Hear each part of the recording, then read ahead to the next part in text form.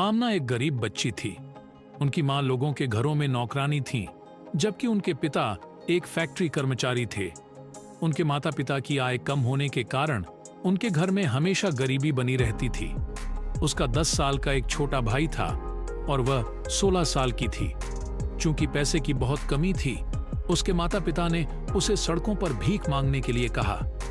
उन्होंने हिदायत दी कि हर दिन जब शाम 4 बजे उसकी माँ घर आ जाएगी, तब वह चली जाएगी और रात 10 बजे घर आएगी।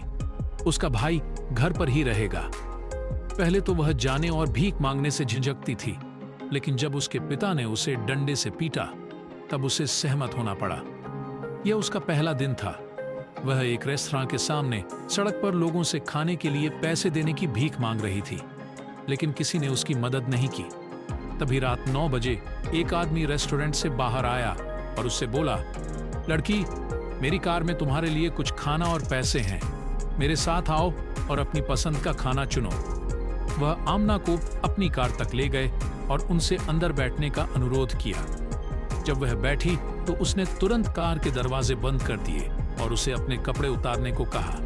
मैं बाहर जाना चाहती हूँ, उसने कहा। फिलहाल नहीं, उसने जवाब दिया और उसे कार की पिछली सीट पर धकेल दिया। कार गहरे काले शीशों से ढकी हुई थी और इसलिए बाहर किसी के लिए भी यह देखना असंभव था कि उसके अंदर क्या चल रहा है।